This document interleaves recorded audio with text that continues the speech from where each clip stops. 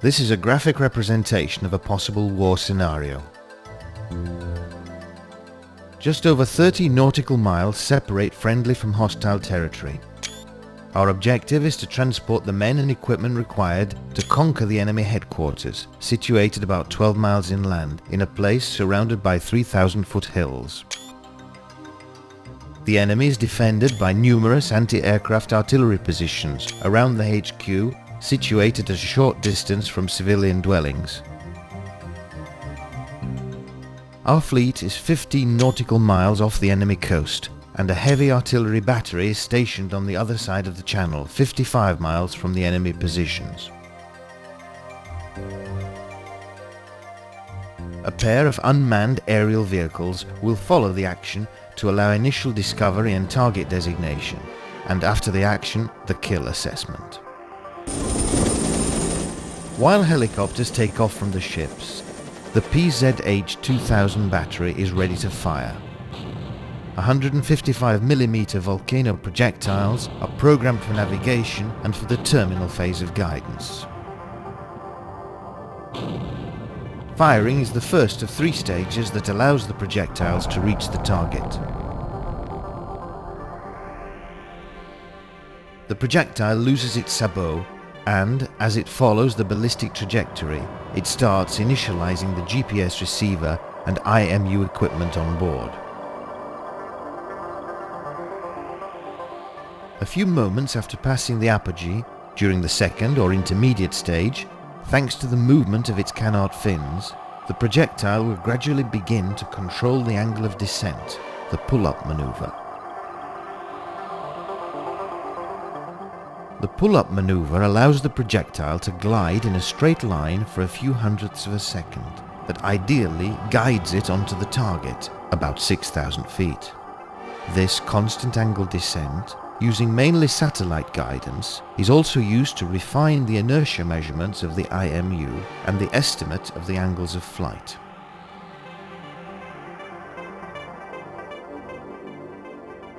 During the terminal guidance stage, as it approaches the target, the projectile performs a pull-down maneuver to optimize terminal efficiency against the designated target and to minimize the effect of any countermeasures. This is because when the projectile is close to the target, it can no longer receive GPS data due to jamming. Should this occur, the projectile will continue its course towards the target using inertial navigation only.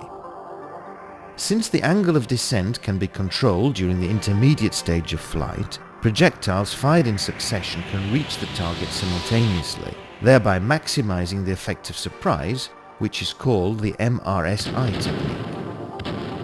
All targets are hit simultaneously and cause no collateral damage.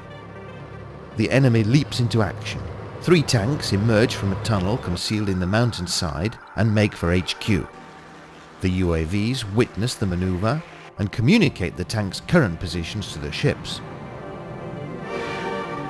On board, the 127-54LW enters the firing sequence.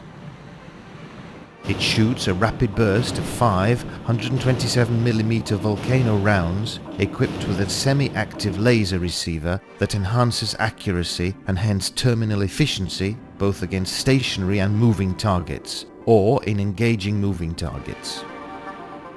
In this case, during the terminal phase, the projectile will be guided towards the source of the laser ray reflected by the target.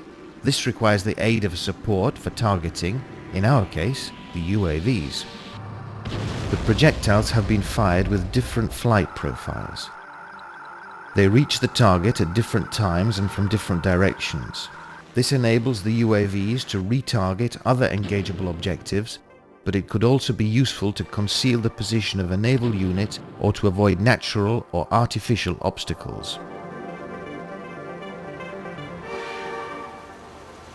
Our operation can now proceed, and the helicopters may land safely.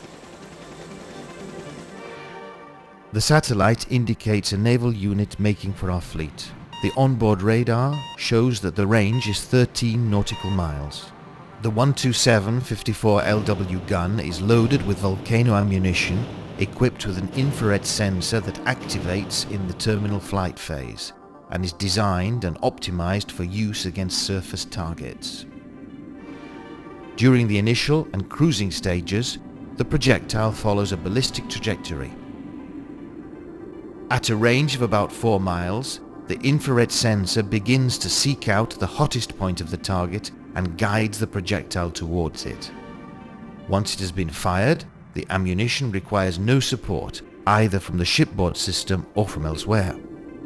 An infrared sensor used for terminal guidance performs very well against small moving targets situated well beyond the range of conventional ammunition.